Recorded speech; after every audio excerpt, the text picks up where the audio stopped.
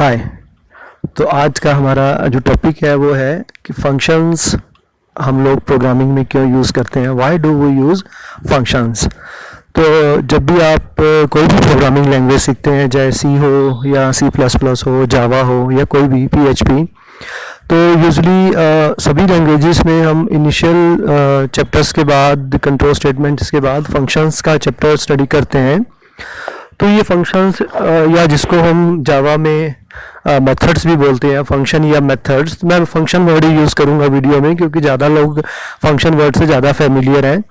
तो फंक्शंस क्यों यूज़ किए जाते हैं प्रोग्रामिंग लैंग्वेजेस में, तो देखो इसके रीजंस हैं कि जैसे मान लो अब आप कोई एक प्रोग्राम लिनियरली लिख रहे हो, विदाउट यूजिंग फंक्शन लिख रहे हो, तो क्या होता है कि प्रोग्राम की मान लो अगर एक शॉर्ट प्रोग्राम है, addition of 2 number, factorial of a number, इसमें तो आप प्रोग्राम को 1 गो में लिख दो तो चल जाता है काम। लेकिन प्रोग्राम की अगर लेंथ ज़्यादा हो तो उसको आप 1 गो में लिख नहीं पाओगे, नंबर ऑफ लाइंस बहुत ज़्यादा हो तो, यानी कि प्रोग्राम को अगर आप एक दिन में या एक ही सिटिंग में पूरा नहीं कर पा रहे तो क्या होगा कि आपको जहां आज आपने प्रोग्राम को छोड़ा है वहीं से कल आपको शुरू करना पड़ेगा, या बीच में कुछ गैप आ गया तो वो बात बनती नहीं है। तो उसके बजाय हम क्या करते हैं कि प्रोग्राम को छोटे छोटे टुकड़ों में डिवाइड कर लेते हैं, जिसको हम मॉड्यूल्स बोलते हैं। तो इन्हीं मॉड्यूल्स को टेक्निकल वर्ड्स में फंक्शंस बोलते हैं। तो प्रोग्राम में मॉड्युलैरिटी लाने के लिए फंक्शंस का यूज़ किया जाता है।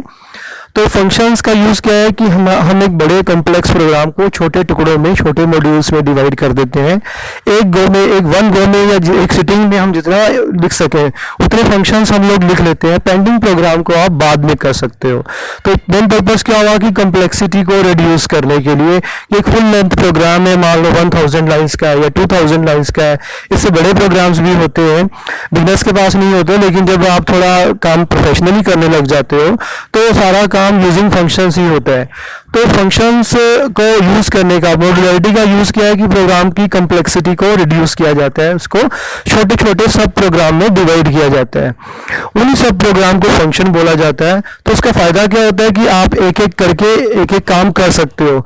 इसको समझने के लिए हम अगर ऐसा करें कि मान लो अगर आप कोई कोर्स में एनरोल्ड हो, कोई कोर्स कर रहे हो आप, अगर आप देखते हो कि कोर्स का जो कंटेंट है वो डिफरेंट सब्जेक्ट्स में डिवाइडेड रहता है, आगे जो सब्जेक्ट्स भी हैं वो फर्दर मॉड्यूल्स में या फर्दर यूनिट्स में या चैप्टर्स में डिवाइडेड रहता है।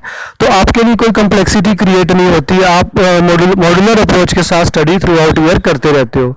अगर मान लो ये ना हो कि आपने एक कोर्स में एडमिशन लिया, मान लो BCA है या कोई डिप्लोमा कोर्स है, तो आपका टीचर आपको रैंडमली कभी कुछ पढ़ाने लग जाता है क्योंकि कंटेंट तो डिफाइंड नहीं है, कंटेंट तो डिफाइंड है मतलब वो डिवाइडेड नहीं है, प्रॉपर मॉड्यूल्स नहीं बने हुए, तो आपको नहीं समझ आएगा कि क्या हो रहा है क्लास में, क्या नहीं हो रहा। और एक दिन का किया हुआ काम आपने बीच में कभी एक दो दिन ऑफ भी लिया या कुछ भी ऐसी बात हो जाती है तो आपको क्लियर नहीं होगा कि कभी टीचर कहीं से शुरू कर देता है, कभी कहीं से शुरू कर देता है, क्योंकि उसको भी कोई ऐसा नहीं है कि उसको यूनिट वाइज ही कराना है या यूनिट में कितना कराना है। तो क्या रहता है कि चीज़ों को टुकड़ों में डिवाइड करके करना आसान रहता है। तो इसी तरह से हमारे जो प्रोग्राम है उनको अगर हम मॉड्यूल्स में डिवाइड कर लें तो इजी रहता है कि आप module by module program development करते रहते हो और एक साथ में एक से ज़्यादा प्रोग्रामर्स भी काम को कर सकते हैं।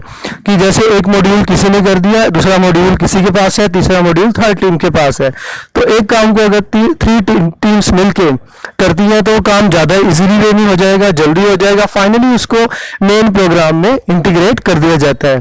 क्योंकि फंक्शंस है या जिसको मॉड्यूल बोल रहे हैं या जिसको प्रोसीजर्स भी बोला जाता है या मैंने इनिशियली बोला मेथड भी बोला है, तो ये अपने आप रन नहीं होते, उनको किसी मेन प्रोग्राम में कॉल करना पड़ता है।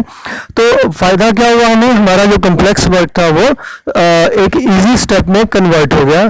दूसरा क्या होता है इनिशियल प्रोग्रामिंग में कि कई बार कुछ सेट ऑफ स्टेटमेंट्स है किसी प्रोग्राम में जो ज़्यादा बार रिपीट होती है। दूसरा जो यूज़ है इसको फंक्शंस को यूज़ करने का, स्मॉल प्रोग्राम्स के केस में मैं कह सकता हूँ, तो उसकी बजाय क्या होता है कि हम बार बार एक कोड एक प्रोग्राम में बार बार लिखें तो गलती होने के चांसेस भी हैं और प्रोग्राम की लेंथ भी बढ़ती है। तो हम लोग क्या करते हैं कि ये सेट ऑफ स्टेटमेंट्स जो बार बार रिपीट होती हैं किसी प्रोग्राम में, हम उससे रिलेटेड एक फंक्शन लिख देते हैं। उस फंक्शन को हम प्रोग्राम में ऐड करके जहाँ जहाँ पे वो स्टेटमेंट्स चाहिए वहाँ वहाँ पे हम उस फंक्शन को कॉल कर लेते हैं। सपोज एक प्रोग्राम है जिसमें 10 लाइन्स ऐसी हैं जो उसी प्रोग्राम में 3 बार रिपीट होती हैं। तो टोटल 30 हो गया, 10 इंटू 3 30। उसकी बजाय अगर हम 10 लाइन्स का एक फंक्शन लिख दें और उसको 3 बार कॉल करते हैं तो 3 कॉलिंग स्टेटमेंट और 10 लाइन्स का फंक्शन हो गया। तो टोटल 13 लाइन्स में 13 स्टेटमेंट्स में या आपका जो प्रोग्राम है वो कंप्लीट होता है। तो प्रोग्राम लेंथ भी आपकी कम होती है। तो फंक्शंस के ये 2 यूज क्लियर हो गए होंगे आपको, एक तो मॉड्यूलैरिटी लाने के लिए और दूसरा मॉड्यूलैरिटी लाने से क्या फ़ायदा होता है कि कम्प्लेक्सिटी रिड्यूस होती है।